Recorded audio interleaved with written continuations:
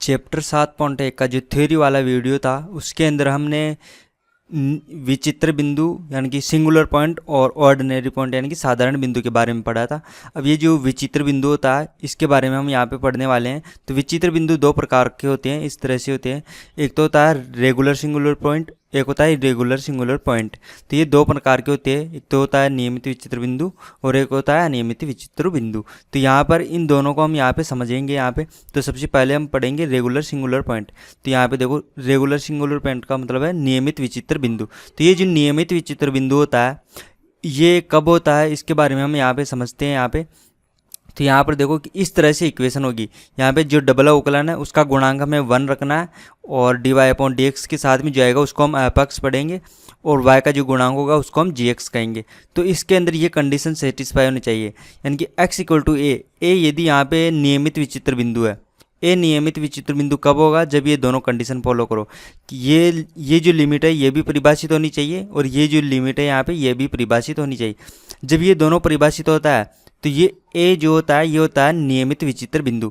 अगर ये सेटिस्फाई नहीं हो यानी कि ये दोनों में से एक भी कंडीशन यदि गलत हो जाती है तो वो हो जाता है इरेगुलर सिंगुलर पॉइंट। अब इन दोनों की यहाँ पे ज़रूरत क्यों पड़ रही है हमें, क्यों हम इन दोनों को यहाँ पे समझ रहे हैं? तो उसका रीज़न ये है कि जो नियमित विचित्र बिंदु होता है उसका तो श्रेणी हल होता है, यानी कि इसका तो श्रेणी हल होता है और इसका श्रेणी हल नहीं होता है। अगर क्वेश्चन के अंदर हमें ये कहा जाए कि हल होगा या नहीं होगा तो हम इससे चेक करते हैं। वैसे जो भी क्वेश्चन आता है उसके अंदर ऐसा पूछा नहीं जाता है, वहाँ पे हमें डायरेक्ट हल करने के लिए दिया जाता है, इसलिए हम वहाँ पे चेक नहीं करते। लेकिन यदि आवश्यकता पड़ जाए तो हमें इस तरह से उसको चेक कर सकते हैं कि श्रेणी हल होगा या नहीं होगा। तो इसकी डेफिनेशन आप इस तरह से दे सकते हो और इसकी जो डेफिनेशन देते हैं उसके अंदर डायरेक्ट यही डेफिनेशन देते हैं हम कि ये सेटिस्फाई नहीं होगा तो उसको हम बोलेंगे इरेगुलर सिंगुलर पॉइंट। अब जो फेरोबिन्स मेथड है उसकी क्रियाविधि हम यहाँ पे समझेंगे। यहाँ पे तो ये फेरोबिन्स मेथड की क्रियाविधि है, इसके अंदर हम एक ही पॉइंट पे बात करते हैं। यहाँ पे नियमित विचित्र बिंदु। तो देखो नियमित विचित्र बिंदु होगा तभी उसका हल पॉसिबल है।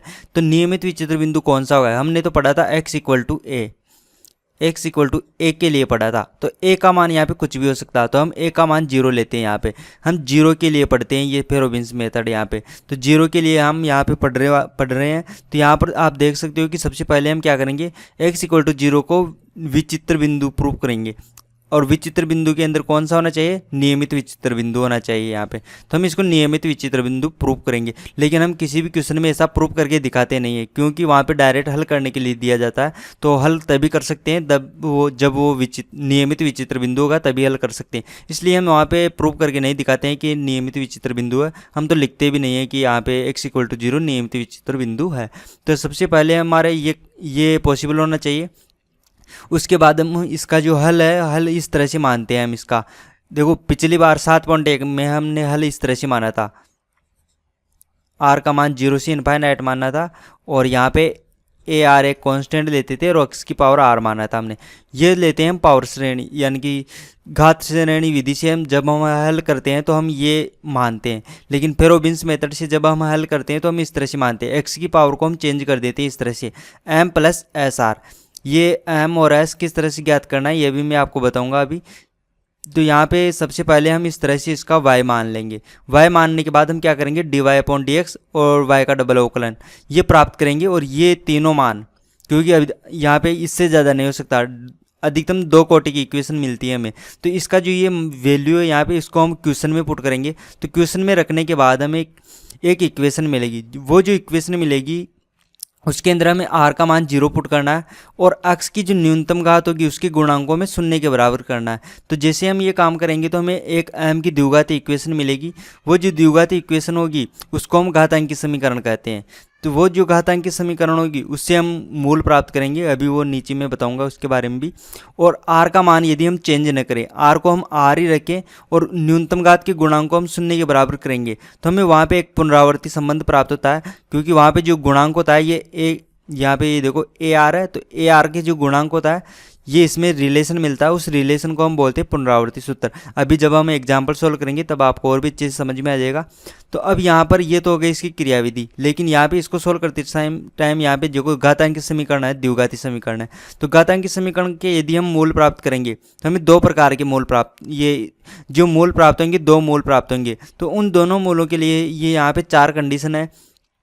मूल असमान हो जिनका अंतर पूर्णांक ना हो, यानी कि ये जो पूर्णांक अंतर नहीं होना चाहिए उसका, तो उसके लिए अलग विधि है थोड़ा सा सोल्व करने की, क्योंकि उसका जो हल लिखने का तरीका वो चेंज हो जाता है। मूल समान हो तो मूल समान होगा तब हम हल अलग तरीके से लिखेंगे, सेम प्रोसेस सेम रहेगा हल करने का, लेकिन आंसर लिखते हैं वो अलग अलग तरीके से लिखते हैं यहाँ पे। तो जब मूल समान होगा तो हम अलग तरीके से लिखेंगे। अब मूल समान हो और उनका जो अंतर है वो पूर्णांक हो, तो इसके लिए दो कंडीशन है अंतर पूर्णांक हो। तो एक तो है कि y का गुणांक अनंत बन जाए, और दूसरी कंडीशन है कि y का गुणांक अनिर्धारीय बन जाए। तो किस तरह से अनंत बनता है और किस तरह से अनिर्धारीय बनता है ये भी हम इसके एग्जाम्पल सोल्व करेंगे तब हम समझेंगे यहाँ पे। तो यहाँ पे ये तो इसकी क्रियाविधि हो गई, लेकिन इसको सोल्व करते टाइम हम कुछ मिस्टेक कर सकते हैं, तो उसके लिए हम कुछ नोट ध्यान रखते हैं यहाँ पे। तो वो मैं आपको बता देता हूँ किस तरह से ध्यान में रखना है। कि यहाँ पे आप देख सकते हो कि हमने ये पढ़ी है द्विघात इक्वेशन, मान लो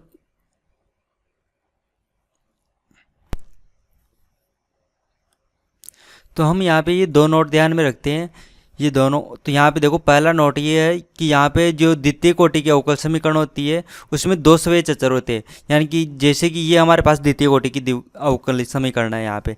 तो इसका जब हम इंटीग्रेशन करके सोल्व करेंगे तो हम कांस्टेंट लगाते हैं, तो हम C1 और C2 दो कांस्टेंट लगाएंगे यहाँ पे। तो ये जो दो कांस्टेंट है दोनों अलग अलग लगाते हैं, एक में C1 लगाते हैं फिर C2 लगाते हैं।